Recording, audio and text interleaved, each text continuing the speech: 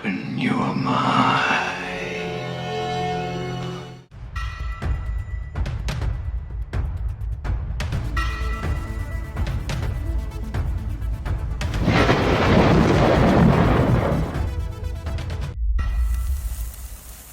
Hey out there, this is Buzz with the Survival Buzz.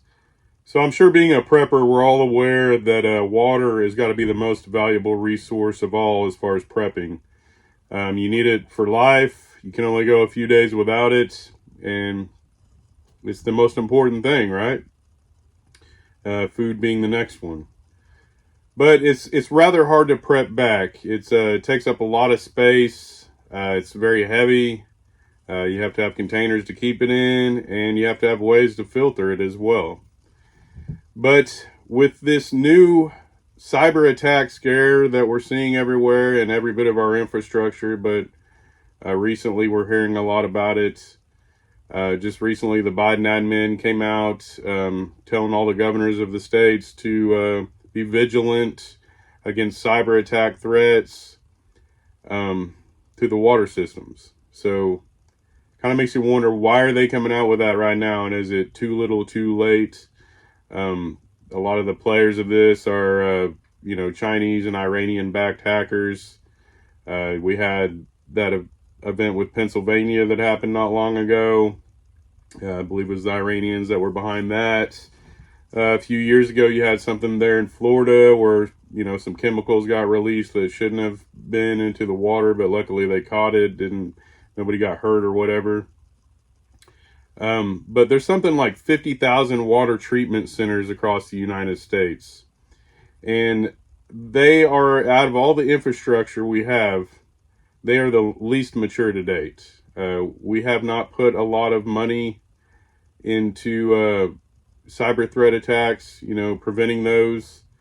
A lot of these states, they don't even have the resources nor the funding to advance any of these systems.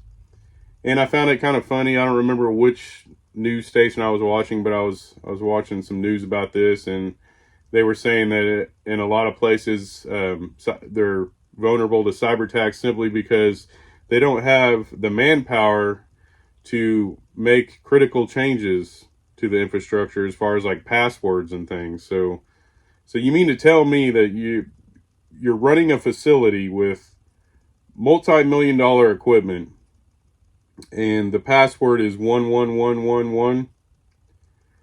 That's what they want us to believe anyways. But regardless, like I said, I believe it's too little too late. If these hackers hack into our water systems, they can turn pumps off and on. They can release chemicals that shouldn't be released in such large amounts, or not released at all. I mean, there's a lot of things they can do with this hacking ability. And it kind of makes you wonder, like, why are we so connected? And they want to just continue to connect every aspect of our life in this, Orwellian world where everything's digitized, everything's online. But yet at the same time, while they're pushing us to advance and further all this digitization and making everything online, they're telling us that we're more and more vulnerable to cyber attacks. And frankly, this isn't something that's going away. I mean, if you really hunt around on the internet and look, I mean, cyber attacks are a daily occurrence here in the United States, multiple cyber attacks. And a lot of it, gets stopped. A lot of it gets caught before it causes any permanent damage to our infrastructure and things. But, some of this stuff gets by. It's kind of strength in numbers. The more attacks they do, the more vulnerable we are, the more likely that one of them is going to get in, So it really comes down to having the updated technology to be able to stop all these threats. And honestly, I don't think a lot of places are capable of that.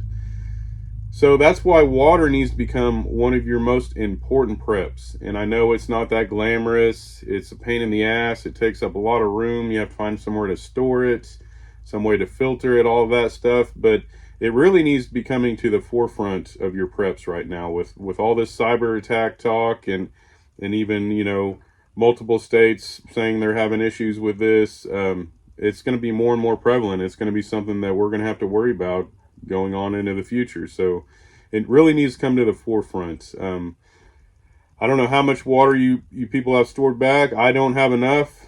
I know I don't have enough. I've got my A game going with my food and stuff, but as far as water, I'm really falling behind. But the more and more I hear about this, and more hearing about the Biden admin coming out and worried about this, you know, the only time they worry about anything is when it's already an issue, and then it's too late. So, you know, I have a big IBC tote. I'm gonna work on buying some guttering and things, do a rainwater catchment with that. And then today I actually went online and ordered a couple of 55-gallon jugs with filters and overflows and all that I'm going to hook up on the house. So I'm really trying to jump on this as quick as I can, as much as I financially can afford it. If you guys are interested in getting some of these barrels that I just spoke about, the 55-gallon barrels, and I believe they even have some IBC totes. There's this company called Upcycle. It just so happens I was doing some searching around today and found out that the city of Tulsa, the big city closest to where I live, they actually have a program with this company. They're out of Illinois, Upcycle, and you order the drums and things you would like, and they deliver it all here into the city of Tulsa, and they have a pickup date where you just go by and get it. So I thought that was very convenient, as well as pretty cheap. I got a couple jugs with the oversized overflow valve on them for $90 a piece, and no tax or anything. So not a bad deal. It might be something you look into. What cities that covers, I have no idea, but it does work here in Tulsa area, here in Oklahoma. But regardless where you get these things, like I said, this really needs to come to the forefront. You know, I have some Berkey filters put back, some ways to filter water, as well as, you know, just bottled water put back, 1-gallon jugs, 5-gallon jugs, and then I'm going to be adding a lot of water catchment systems to my house. So definitely something to look into.